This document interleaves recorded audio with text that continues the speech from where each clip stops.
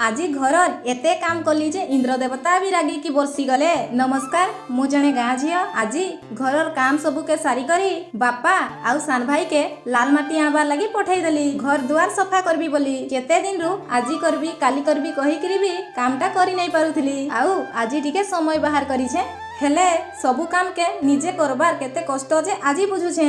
याडे सान भाई लाल माटी आनिकरी पहुंची गला ने सिए कहूची जे केते खुजी की आनी छु कह नहीं तो हेले मोर तो खुशी कहले नहीं सरे। देरी नहीं करी दूर दूर लाल माटी के पानी रे बतराई देली। आउ टिके समय बतरी गला परे भलकिरी गुलाई देली। केते सुंदर लाल कलर दिसुची ना। तापरे घरर कांथरे जेते सामान पतर थिला सबू के उल्हाई देली। घरर कांथ सबू के सबु आडे झाड़ू मारी की सफा करी देली। तापरे लाल माटी के घसबार आरंभ कली। आउ जानिछन आमर गाँर केते बाहागर साहगर पर्व पर्वाणी सलाने आउ मुई आज करूछे हेले किछि कथा नहीं चलबा। काली तो आम रज पर्व आसुची।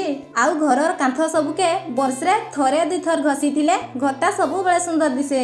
सबु आडे तो घसा घसी सारी देली हेले गुटे साड़ी परी तळ धड़ीटा बाकी अछि सेठी लागी कला देकी धड़ी करी देली। आहुरी तो बहुत काम अछि हेले एतकी करे इंद्र देवता भी रागी गले ने बोधे। आउ लास्ट सही नहीं पारी बसी भी गले।